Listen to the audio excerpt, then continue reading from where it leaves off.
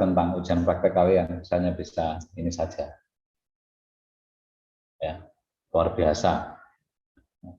Betul-betul kalian bisa menyikapi ujian praktek di sekolah kita ini sangat baik. Saya bingung ya, tak biji biroi. Bahkan rekan-rekan saya yang saya tunjukkan muprak kita, ya, teman-teman saya mengajar, luar biasa, luar biasa. Bahkan saya sampaikan ini adalah kolaborasi dari sekian banyak bidang studi, dan kalian semua bisa menuntaskan itu dengan baik. Ya, jadi mulai dari Mandarin sampai selesai itu suatu hasil karya, ya, kurang lebih 15 menit kalian bisa menciptakan hasil karya yang sangat bagus. Saya mencermati, saya kalau koreksi di rumah, ya, saya kolaborasi di rumah, karena di rumah itu kadang di sini wis pekerjaan untuk sekolah di rumah, nanti mulai sekitar jam 9, setengah 9 saya mulai mengerjakan itu, nggak terasa ya, saking asiknya nonton drama-drama kalian itu ya, yang kurang lebih 15 menitan itu ya. Kalau satu kelas berarti kan kurang lebih 1 jam. Tahu-tahu sudah jam setengah 1, jam 12. Saking asiknya melihat itu semua. Dan saya luar biasa. Kadang saya ajak anak saya, ini lihat ini hasil, karena iya Pak, memang bagus. Itu adalah kelebihan kita semua, kelebihan kalian semua. Kalau Pak Astio suruh seperti itu, secara ini ketinggalan jauh. Tapi luar biasa apa yang kalian kerjakan dalam waktu yang begitu tergesa-gesa, begitu mepet, kalian bisa kerjakan itu dengan baik. Ya, ini apresiasi Pak Astio untuk kalian semua. Tidak hanya IPA maupun IPS, semuanya di sini berperan sangat bagus. Editingnya, skripnya, kemudian refleksi, semua luar biasa.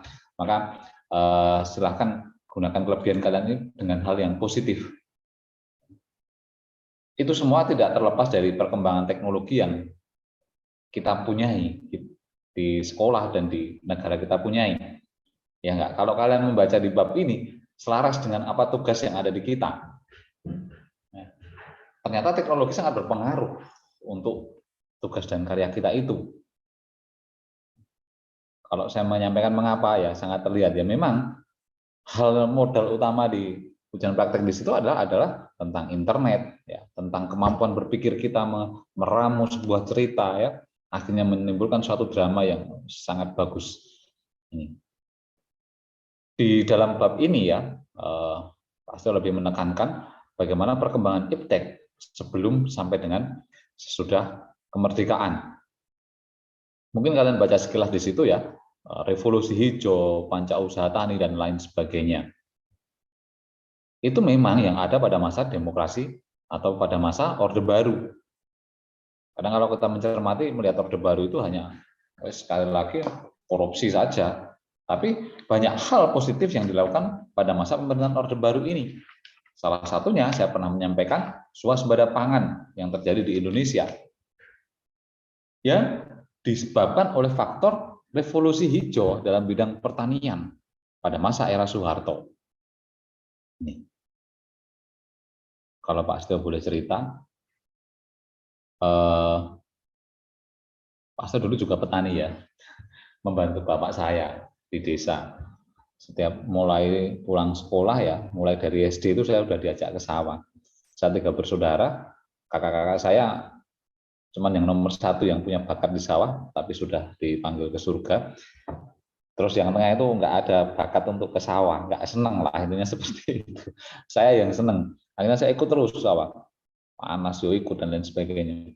Kalau saya melihat di awal-awal dulu, bagaimana proses pengerjaan sawah, itu menggunakan kerbau, sapi, yang saya garap dengan bapak saya itu lumayan, puji Tuhan, cukup luas, ya. Kadang bisa menghabiskan waktu seminggu untuk mengolah beberapa lokasi. Tapi dengan traktor, itu nggak sampai sehari, beberapa titik itu bisa terselesaikan. Satu kotak itu nggak lebih dari 1 jam saja sudah selesai, siap ditanami. Nah, dalam bidang teknologi pertanian ini yang terus berkembang, ini yang menyebabkan bagaimana kita pada masa Orde Baru mengalami swasembada pangan. Nah, yang paling Pak Astio sukai di situ adalah kalau saya menanam jagung. Jagung itu kalau bapak saya menanam itu yang PC2. Jadi hasilnya ada 2. Misalnya ini tanaman jagung, buahnya itu bisa tumbuh di sini dan tumbuh di sini. Dan besar-besar. Yang terberat di situ apa? Kalau melihat hasilnya, wah, kita senang. Karena di tempat saya itu 3 kali tanam, tanaman basah, dan kering. Nah, terkait dengan keairan atau perairan. Nah, apa yang saya senangkan saat menanam jagung? Wah, hasil panennya luar biasa. Tapi apa yang terjadi? Finishingnya yang paling berat. Saya harus mengambil jagung satu-satu, saya potoli satu-satu bijinya dari tulangnya itu. Bayangkan, wes katakan yang saya tanami kurang lebih 1000 meter. Sampai sini melepuh-melepuh gitu. Akhirnya kita punya, coba yuk kita buat kreatif. Kita pakai roda sepeda dan lain sebagainya untuk mempercepat itu. Tapi sama saja, nggak efektif. Nah, sampai sekarang Bapak saya itu senang yang namanya menanam jagung karena hasilnya luar biasa, modalnya sedikit, hasilnya menguntungkan. Dan kalau misalnya merugi, itu pun nggak terlalu besar. Akhirnya sekarang muncul lagi perkembangan teknologi bagaimana merontok padi, merontok biji jagung itu. Sudah terpisah antara tulang dan biji. Ini yang semakin mempermudah, mempercepat. Kadang saya berpikir, kemajuan teknologi seperti ini, bisa enggak ya? Padi itu kalau hasil tanamnya itu kan, hasil panennya itu kurang lebih bisa dipanen 3 bulan. Bisa enggak ya kita menemukan suatu penemuan, padi itu 2 bulan bisa panen. Kalau seperti itu, petani mungkin agak kesejahteraannya akan semakin tinggi. Asumsinya kan kalau dia hanya menanam 3 kali, sekarang menanam 4 kali, otomatis penjualan akan bertambah 1 kali jual. Nah, itu sebagai keuntungan. Dan kita ketahui bahwa sekarang jarang sekali loh yang ingin jadi petani itu enggak ada, tinggal generasi tua-tua saja. Seperti itu. Apakah bisa? Mungkin kalian nanti yang akan menemukannya.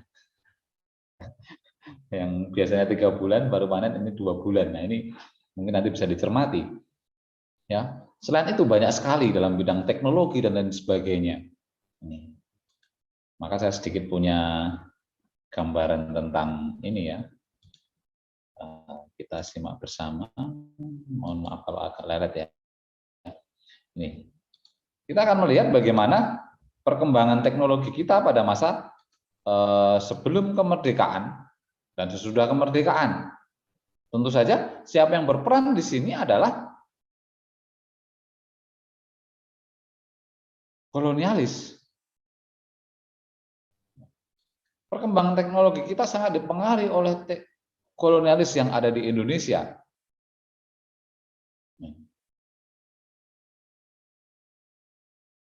Sangat dikuasai. Yang berpengaruh kepada ini perkembangan teknologi kita. Radio ya, yang punya pengaruh besar di Indonesia pada masa Jepang, digunakan sebagai propaganda. Pada masa era Orde Baru, radio ini merupakan satu hal yang cukup menarik untuk mengembangkan informasi-informasi yang sangat merakyat. Televisi di tahun 1990-an kita baru ada 1 stasiun TV yang disebut dengan TVRI, warnanya hitam putih. Kalau mau berwarna, zaman dulu kadang saya kasih plastik warna biru muda gitu, jadi kayak agak berwarna, warnanya biru. Mungkin papa-papa kalian juga mengalami TV hitam putih ya. Kemudian telepon seluler yang terus berkembang sampai sekarang, satelit ya, dan internet. Mungkin sekarang internet ini semacam kayak nasi ya, kebutuhan pokok yang harus kita penuhi. Kalau kita lapar, kita akan protes, aduh perut lapar, teriak, gluduk. Sama halnya dengan internet sekarang. Kalau internetnya ngadat, kita pasti akan teriak, mas apa sih internet tinggi, apa sih? Ya, bahkan untuk menunjang pembelajaran kita, internet ini menjadi sarana yang utama untuk kita. Ya enggak, kalau internetnya ngadat, aduh Pak, mohon maaf, tugasnya belum bisa terselesaikan, nggak bisa terupload dan lain sebagainya. Kadang marah kita. Apalagi saat nge-game, miring ini, internetnya ngadet. Marah-marah. Itu yang terjadi, data yang terjadi. Maka, mengapa perkembangan iptek ini ya perlu masuk pembelajaran agar kita bisa mengendalikan diri kita kepada iptek ini, jangan kita yang dikendalikan. Kadang saya itu heran, ya. Anak saya ini, contohnya anak saya kadang Laptop itu kan gini, karena saking capeknya, laptop itu diputer gini sambil tiduran. Saya sampai sekarang itu belum bisa menemukan di mana nikmatnya memutarkan laptop seperti itu. Kok yo enak gitu loh. Itulah perkembangan teknologi kita yang sampai sekarang luar biasa.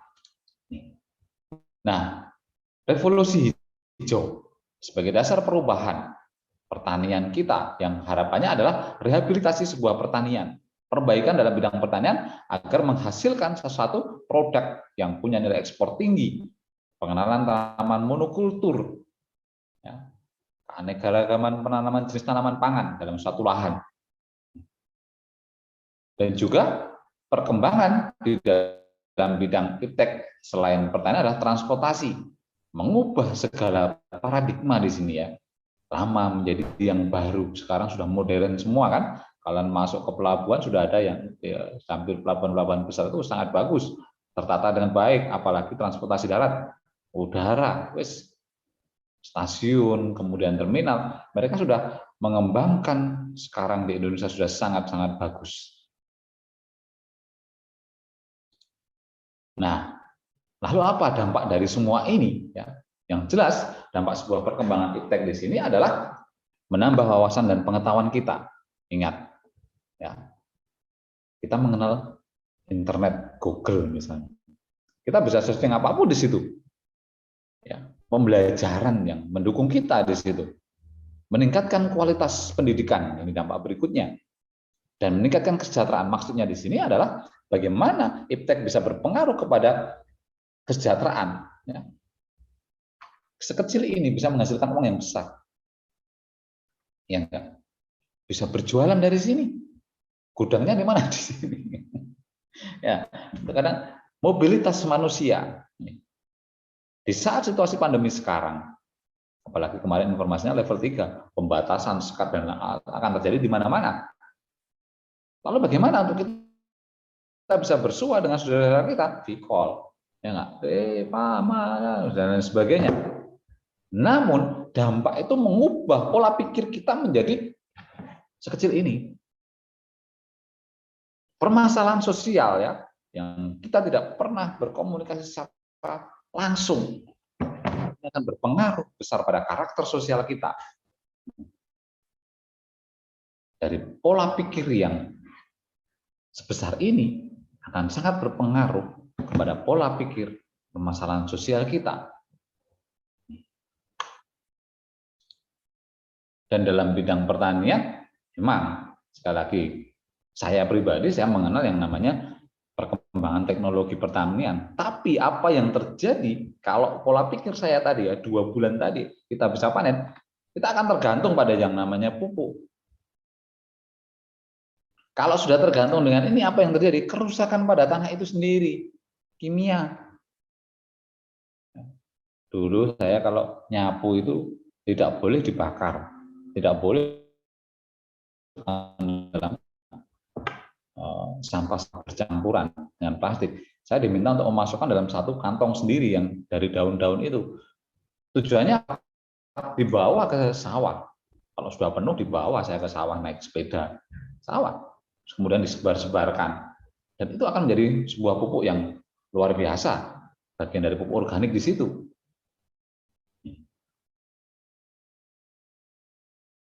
Yang kedua adalah terjadi serangan hama. Desember kemarin saya pulang. Yang terjadi saya pas di situ pas musim tanam. Saya pergi ke sawah sama anak saya yang kecil 4 tahun. Saat turunkan dia di sawah, di lumpur-lumpur itu, berenang di lumpur, sewenang sekali. Saya cerita-cerita di situ. Sudah hampir 2,5 tahun sejak pandemi, sebelum pandemi. Yang menjadi permasalahan kita adalah hama siput. Siput, bukan seafood. Keong. Setelah padi ditanam, keong itu akan makan ini, batang padi ini. Patah, mati. Itu yang terjadi. Selama kurang lebih setengah jam, saya mencari keong itu. Baru dapat berapa meter persegi, nggak lebih dari 10 meter persegi. Saya hampir dapat 5 kilo. Yang besarnya variatif. ada yang sebesar mos sekalian, ada yang besar-besar. Sampai orang desa saya itu belenger kok makan keong ini. Ya, karena saking banyaknya, setiap hari tumbuh. Ini hama yang menjadi satu permasalahan yang sampai sekarang belum ada pencegahannya. Diobati apapun tetap belum bisa. Mungkin kalian bisa menemukan hal ini, ya silakan aplikatifkan. Tidak harus kalian berperan sebagai petani, kalian adalah penggagas, penemu, pengkonsep. Jadi inilah industri kita, teknologi kita. Mengapa teknologi, ya? Kalau saya mengatakan yang di sini dampak negatif, ya, seperti yang saya hubungkan dengan terorisme. Ini bisa kan secara dampak negatif untuk memprovokasi, untuk mencuci otak, ya enggak? Maka kita harus bijak dan hati-hati terhadap perkembangan teknologi kita. Ini sebenarnya pesan dari materi ini adalah itu. Kita lihat sejarahnya. Iptek di Indonesia itu digunakan untuk apa? Ini yang harus kita apresiasi, perkembangan iptek kita yang sangat luar biasa. Yang harusnya metode pembelajaran seperti ini digunakan katakan 10 tahun ke depan, kita sudah menggunakan sekarang. Ini yang harus kita apresiasi dengan positif. Kalau saya tanya teman-teman saya yang ada di pelosok-pelosok, dia mengajar di pelosok-pelosok, ya, ada yang di daerah Cepu, ya, Cepu itu di daerah Cepu yang pedalam. Ya. Memang kalau dia agak di kota, kecamatan Cepu itu luar biasa, ya, di situ Pertamina dulu sempat ada di situ, ya, minyak di situ. Pada masa kolonialisme Cepu satu wilayah yang luar biasa, ya.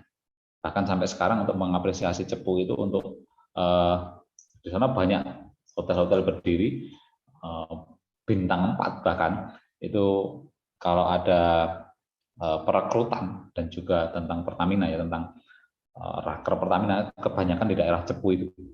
Tapi yang di pedalaman kasihan mereka tidak bisa menikmati metode pembelajaran seperti kita ini. Waktu imersi beberapa tahun yang lalu di sana sebelum pandemi, saya paling senang ditempatkan di situ karena memang betul-betul bersentuhan dengan masyarakat yang kurang. Secara apa ya? Karena di desa itu hanya sampai di batas SD. Setelah itu dia harus keluar karena nggak ada SMP di situ. Nah, setelah keluar, anak-anak muda ini nggak mau kembali ke situ lagi. Kenapa? Dia sudah merasakan kenyamanan di wilayah kota kecamatan di bawah. Nah, sedangkan yang ada di atas pedalaman itu jauh dari apa-apa, sinyal bahkan. Maka proses pembelajaran mereka adalah door to door ke rumah-rumah gurunya. Memberikan tugas, besok diambil, memberikan tugas, besok diambil. Seperti itu. Nah, sekarang kita yang punya kelebihan seperti ini, ayo kita manfaatkan ini dengan baik. Ya. Kita sudah difasilitasi beberapa provider di sekolah, putus, berusaha secepat mungkin untuk memperbaiki. Demikian juga kalian, WiFi masalah, langsung pakai kuota. Ini yang harus kita syukuri. Kita masih bisa mengendalikan ini dengan baik.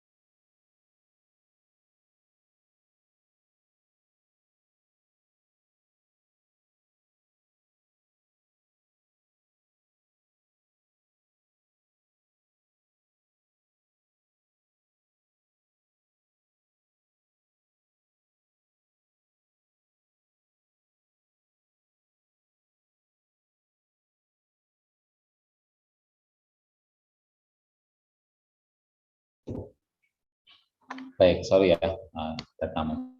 Jadi seperti itu. Saya akan sedikit putarkan tentang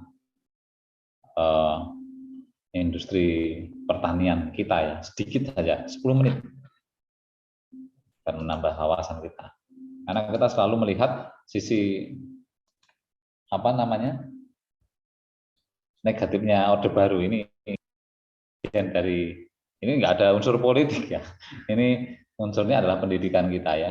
Kalian biar tahu bagaimana sih masuknya gitu.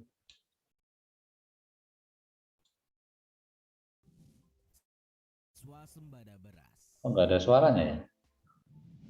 Apa kalian tahu kalau di konferensi ke-23 Food and Agriculture Ada suaranya? Association atau FAO yang dihelat di Roma, Italia pada 14 November 1985, Direktur Jenderal FAO Dr. Edward Salma mengundang khusus Presiden Soeharto untuk berpidato?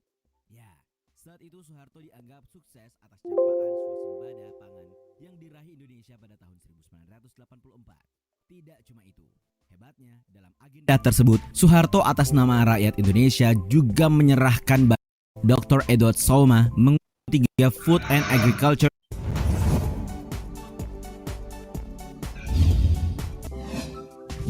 swasembada beras. Apa kalian tahu kalau di konferensi ke-23 Food and Agriculture Organization atau FAO yang dihelat di Roma, Italia pada 14 November 1985, Direktur Jenderal FAO Dr. Edward Salma mengundang khusus Presiden Soeharto untuk berpidato? Ya, saat itu Soeharto dianggap sukses atas capaian swasembada pangan yang diraih Indonesia pada tahun 1984. Tidak cuma itu, hebatnya dalam agenda tersebut, Soeharto atas nama rakyat Indonesia juga menyerahkan bantuan berupa 100.000 ton padi untuk korban kelaparan di sejumlah negara Afrika. Katanya, menurut Direktur FAO Edward Salma, Soeharto sukses menyusun kebijakan pangan yang berujung swasembada pada tahun 1984 dan menjaga stabilitas ketahanan pangan setidaknya hingga tahun 1986 ketika Salma berkunjung ke Jakarta.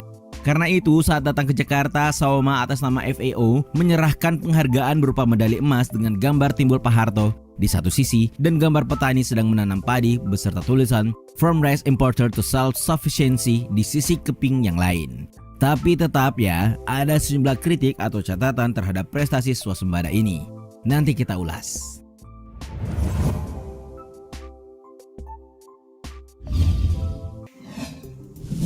Program KB. Baby boomers dan generasi sebelum Z mungkin masih ingat dengan jargon 2 anak cukup ya. Coba sebutkan ini jargonnya siapa?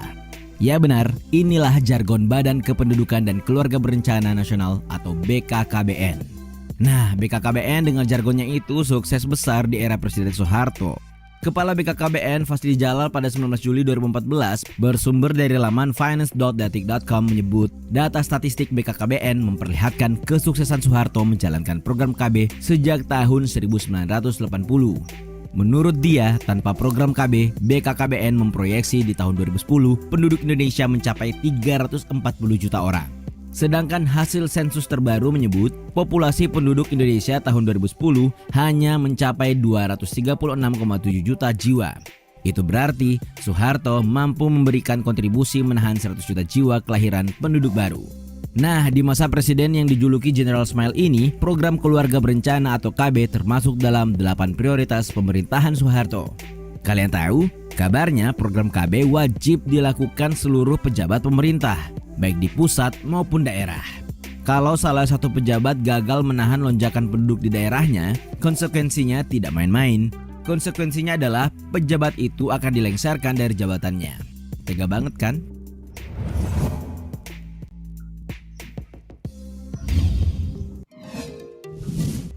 Pembagian susu. Kids zaman old, ayo ngacung. Nah, apa yang kalian ingat dari masa sekolah kalian selain berbaris depan kelas untuk bersakuku dan menghafal 36 butir pengamalan Pancasila? Bagaimana dengan meminum susu kotak pembagian guru kalian? Masih ingatkah? Ya, di era Orde Baru, era tahun 80-an hingga 90-an, para pelajar SD dan SMP masih bisa merasakan minum susu yang diberikan secara gratis oleh pihak sekolah. Pembagian susu ini ada yang 1 bulan sekali, 2 bulan sekali, dan ada juga yang per 3 bulan sekali. Ya, presiden yang disebut-sebut sebagai bapak pembangunan ini katanya memang cukup concern dengan gizi dan kesehatan anak-anak negeri ini. Tidak cuma bagi-bagi susu, Soeharto juga mencanangkan program dan menggiatkan senam kesegaran jasmani. Ya, SKJ. Apa kalian masih ingat bagaimana kaset, musik, suara instruktur, dan gerakannya? Nostalgia sekali kan?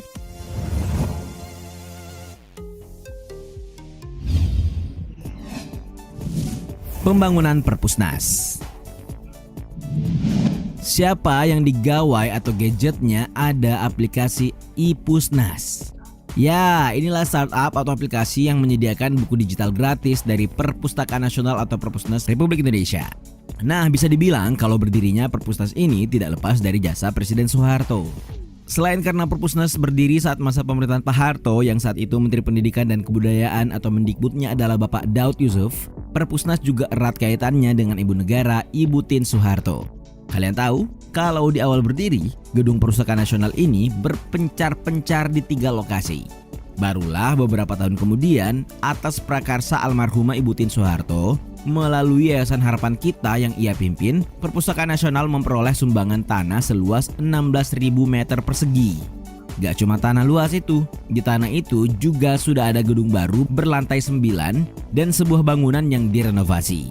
Lahan yang terletak di Jalan Salemba Raya 28A Jakarta Pusat inilah yang kemudian menjadi gedung terintegrasi Perpustakaan Nasional. Oke lah ya.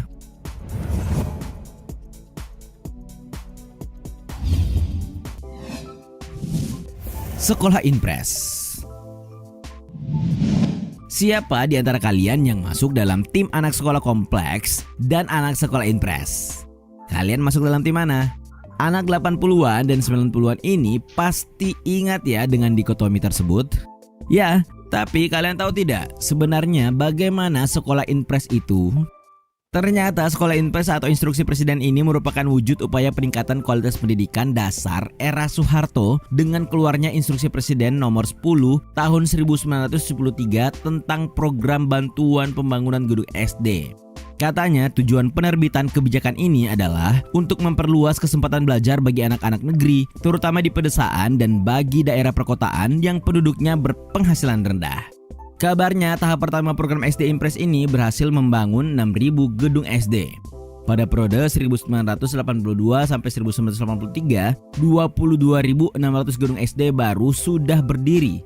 Yang hasilnya hingga periode 1993 sampai 1994 tercatat hampir 150.000 unit SD Inpres telah dibangun oleh Presiden Soeharto. Dunia ternyata mengapresiasi program sekolah Inpres Jenderal berbintang 5 ini. Nyatanya pada tahun 1984, program SD Inpresnya Pak Harto mendapatkan penghargaan Avicenna Award dari UNESCO.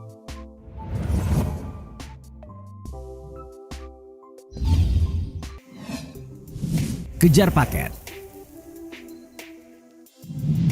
Ada yang pernah dengar program Kejar di zaman Orde Baru?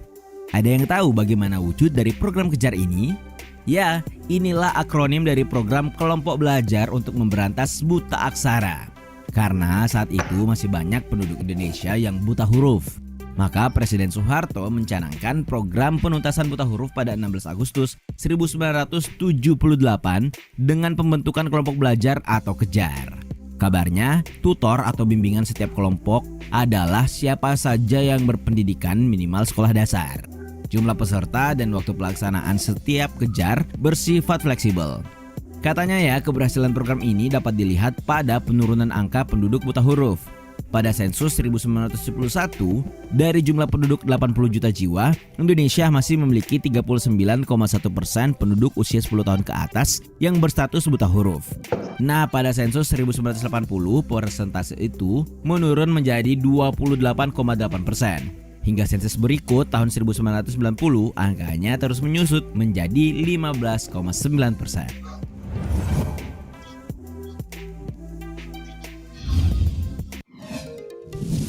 Buku Balai Pustaka. Dari mana kalian membaca kalimat ini Budi, ini Bapak Budi? Ya, kalian membaca kalimat legend ini di buku teks terbitan Balai Pustaka yang setiap sekolah memilikinya dan dibagikan ke seluruh siswa saat pelajaran dimulai. Ya kan? Kalimat ini Budi ditulis dalam buku yang disusun oleh Siti Rahmani Rauf. Ini berkaitan erat dengan program wajib belajar atau wajar yang digalakkan oleh Presiden Soeharto dan Mendikbudnya saat itu Nugroho Noto Susanto pada 2 Mei 1984. Siapa di antara kalian yang masih ingat rupa dan bau khas lemari buku teks terbitan Balai Pustaka yang dibagikan di kelas sebelum mulai pelajaran ini? Hayo angkat tangan. Itulah tadi sejumlah kebaikan di era Presiden Soeharto. Bagaimana?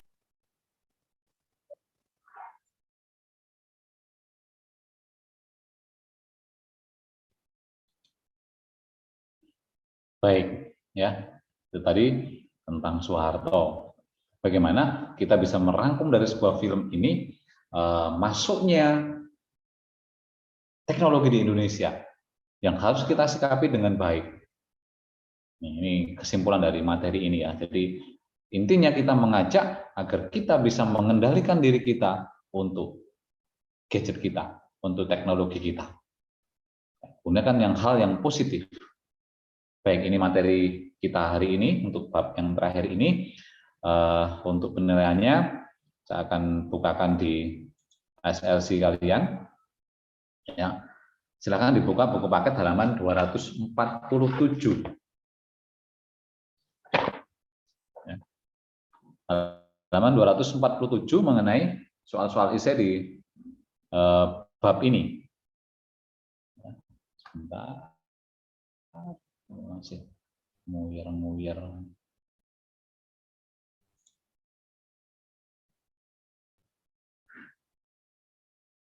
Ada 10 soal, ini silakan nanti dikerjakan satu kelompok berdua. Ya, dikerjakan di kertas folio bergaris, di kertas HVS atau di kertas yang penting belum pernah kita pakai. Kemudian nanti yang mengumpulkan hanya salah satu dari teman kita, tidak perlu mengumpulkan semua. Seperti itu akan saya berikan sekarang, 5 menit ke depan saya akan berikan tugasnya di SLC, nanti bisa dilihat. Sebentar ya, agak lemot ya. Nanti bisa dilihat di SLC, dikumpulkan besok pukul 15.00. Ya, saya akan berikan sekarang. Bentar.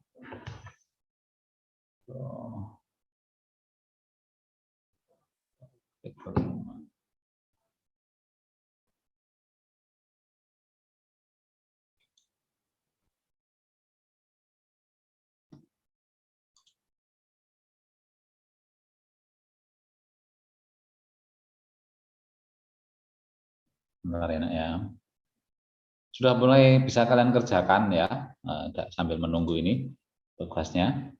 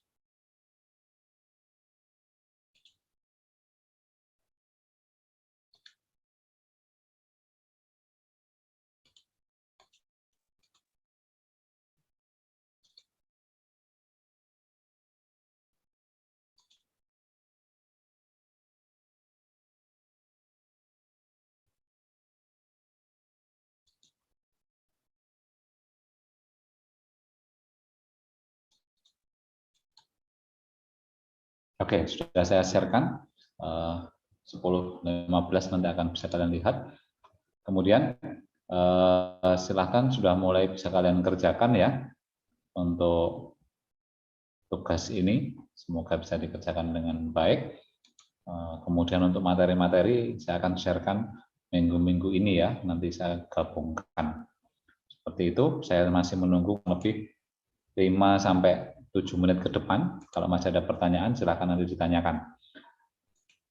Yang tidak hadir hari ini, jumlah siswa kita ada. Ayo tolong dibantu. MIPA 5 ada 36.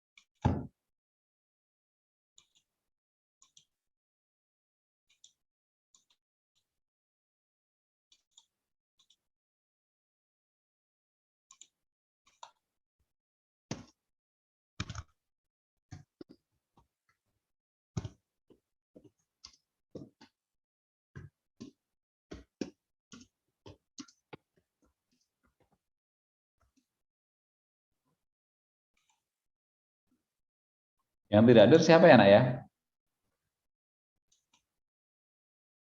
Ada yang tahu yang tidak hadir?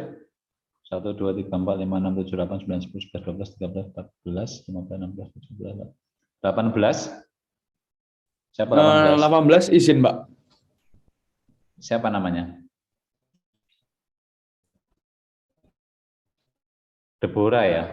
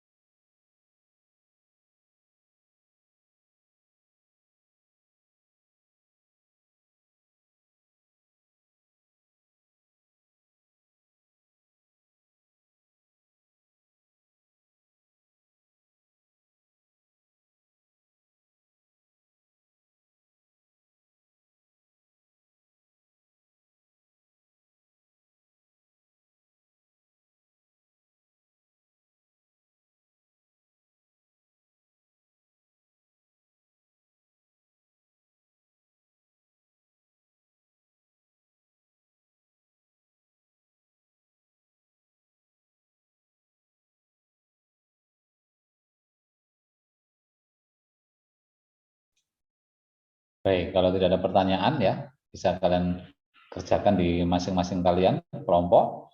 Masih kurang lebih 10 menit ke depan bisa untuk kalian mengerjakan itu. Tidak perlu menunggu besok sampai jam 15, tapi kalau memang bisa terselesaikan hari ini, langsung kalian share saja ya, bisa Pak Seto cicil untuk koreksi dan nilainya. Gitu ya. Mungkin ada pertanyaan?